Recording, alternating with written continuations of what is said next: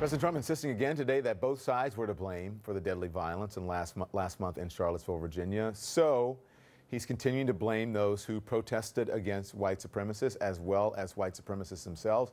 Let's discuss CNN political commentator Amanda Carpenter is here, syndicated talk radio host John Fredericks, and political commentator Simone Sanders. Three people who you may be a little bit shy, so I want you all to come out of your shells tonight and speak your mind.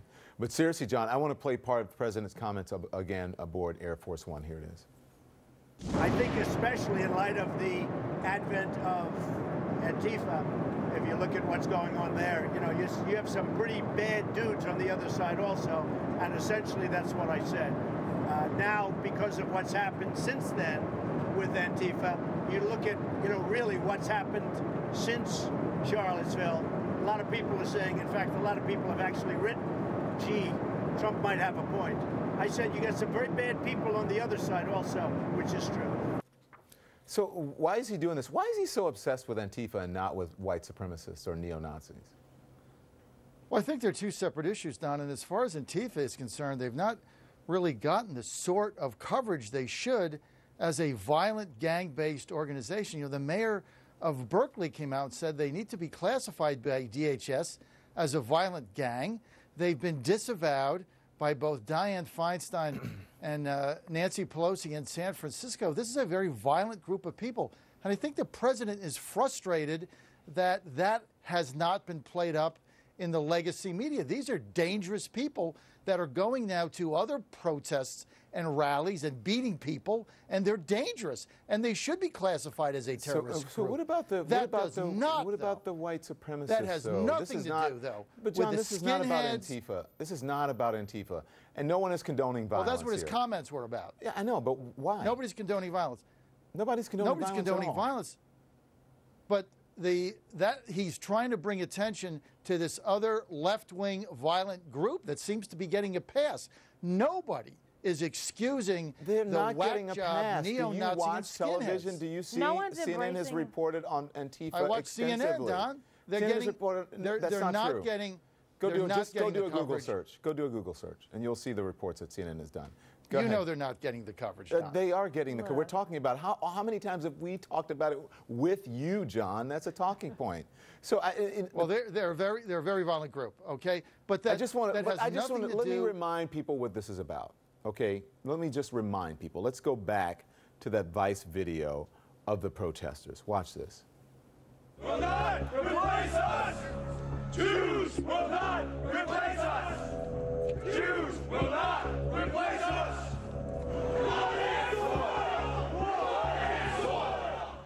Okay, so those comments basically mean that they're saying that only white people are entitled to the American dream or to live in America, basically insinuating everyone else should be exterminated. Jews will not replace us. And the people who were on the other side, as he says, they were there protesting that.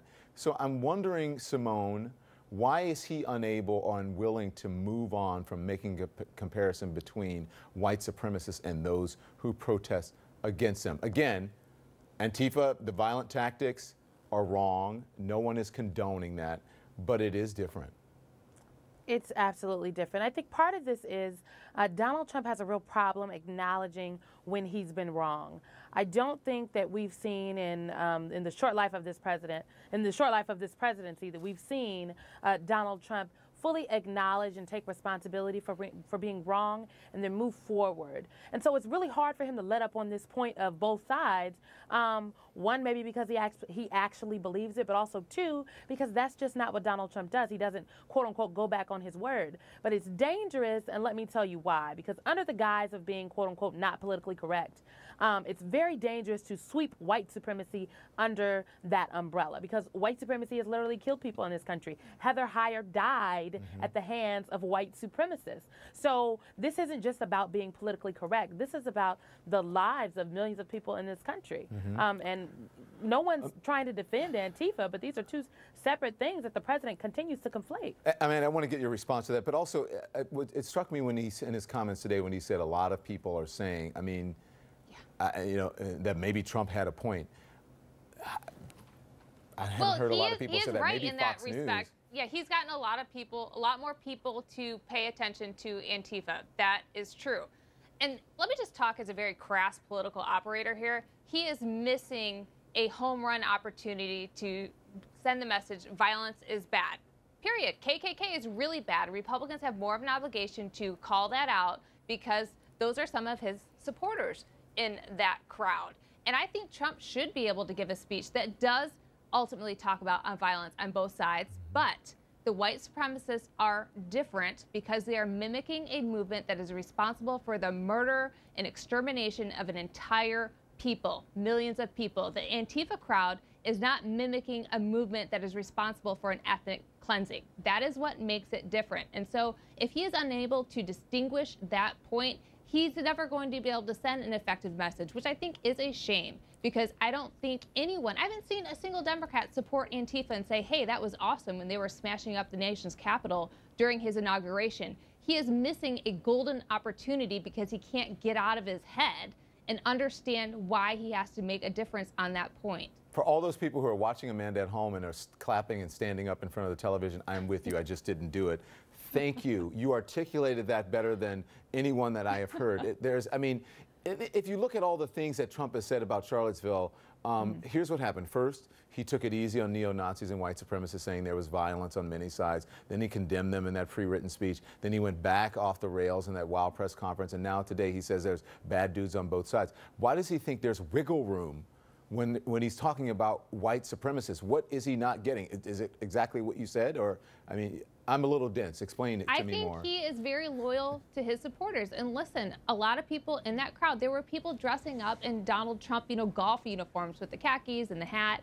I think he really doesn't want to alienate that base. And while he thinks there's bad dudes on all sides, I think he does recognize there's people in the fringe elements on both sides that do provoke each other, but he can't bring himself to understand why KKK people walking around are different than people in black masks walking around throwing bottles, macing cops, which is really bad. And it saddens me that he can't make that point to condemn violence on all sides because he doesn't have it in him to understand or message why dressing up like neo-Nazis is different. Yeah. John Fredericks, you can respond on the other side of the break. We'll be right back.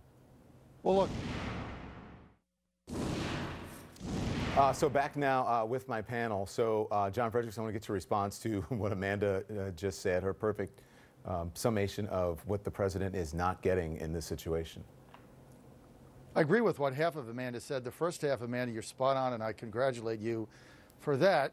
But the second half, we have this false news narrative that somehow says these crazy skinheads, neo-Nazis, KKK members that are a crazed group of a tiny little itty-bitty fraction of society that belongs in straitjackets somehow represents the Trump base, and they voted for Trump, and so he doesn't want to offend them. There are about 10,000 people in the entire country. They're not part of the Trump base? Yeah, that's like who me voted saying, for Donald Trump if absolutely not? not. That's like I never me said they were saying, representative of the entire Trump base. Let me finish. That clear. That's like me saying, well, the radicals in Antifa that are banging up automobiles and destroying property, they all voted for Clinton. That's part of the They're not Democratic wearing base. Hillary Clinton Both pantsuits. Of these people are nuts. These guys are wearing Donald Trump golf khakis and shirts and Make America Great Again hats. I mean, what part of not supporting Donald Trump are we missing when it's right in front of our eyes? There's crazy people, Don, there are crazy people in any free society on all sides. These people are such a tiny little fraction then of why society. compare them there is to no a defense. group? They're nuts. Then why then compare nuts, them Don. to, okay, so then you're saying they're nuts, but he's not saying that. They're absolutely nuts. Okay. They ought to be put in straitjackets, these people. I mean, they are such a tiny fraction of what this country represents. And Wouldn't it be great if Donald Trump said what you just said? He should say that. He should get right on camera okay. and say what I said. All right. I said on your show the first day this happened, he needs to completely disavow these people, look in the camera and say, I don't want your vote. Go away. Okay, Simone. jump in here. The only thing, I mean, I think Amanda did lay out what was specifically wrong with Donald Trump's reaction, but I take issue with the fact that these folks were dressing up as neo-Nazis or dressing up as white supremacists, because they were plainclothes folks carrying torches as well. And it's not that people are dressing up as neo-Nazis or white supremacists or members of the Ku Klux Klan. This is who these folks are. And we have to understand that we don't live in some post-racial America where the KKK is just white hoods and torches. Like, white supremacy lives in various parts of our society that we don't necessarily see blatantly every day. And my issue with folks who are excusing this, like the president, who is literally refusing to forcefully denounce these people every single chance that he gets, is that he is emboldening them with every single time he is vague with his it's not even just that, Simone. I mean, and Amanda, it's that there's always a comparison. Like, sometimes there is just no comparison. Yeah, but these guys, his obsession with Antifa, I don't understand. He has an unhealthy obsession with Antifa, and maybe it's because Fox News has. Does he need an enemy? Because he makes an enemy out of. I think that is part of it, right? Yeah. I mean, this goes back to his campaign methods, in which he would always point out the protesters, always hype up the us versus them narrative. And then, you know, Antifa did kind of present itself. So do you think, Amanda, that the president is being manipulated too by reports? Because I watch Fox News, and I've been watching Fox News for years, but lately they are obsessed with Antifa and with stories about race and pitting. Is the president being manipulated by Fox News on these stories? Because he doesn't understand that they need an enemy and that they are playing to their base as well and riling their viewers up to watch and go, yeah, you're right. Yeah, well, let's be clear. Antifa is sort of presenting itself as an enemy, and you can look what's happening in California now when a conservative speaker is trying to speak at the University of Berkeley, and they're trying to put up, you know, concrete barriers because they're so afraid of the riots that break out. And so I didn't think it was this bad during the campaign, but there is a heightened atmosphere that's presented itself on the left that may be in reaction to what Trump has called for. I mean, go back to the campaign trail, punch him in the face, haul him out on stretchers. Once you start riling people up like that and creating that climate, and I'm not saying he's responsible for Antifa actions, I'm saying there is a heated climate right now, and you do have people, the neo-Nazis, fighting Antifa in the streets, and that is a very scary prospect. You know, there hasn't been a death caused by Antifa, as we all recognize, but I do think Donald Trump does play up this element because it does play into his advantage, as it did during his rallies. So far, the only death has been caused by the Jews will not replace us crowd marching in the streets with tiki torches. Thank you, everyone. Fascinating conversation. When we come back, a new report from the New York Times details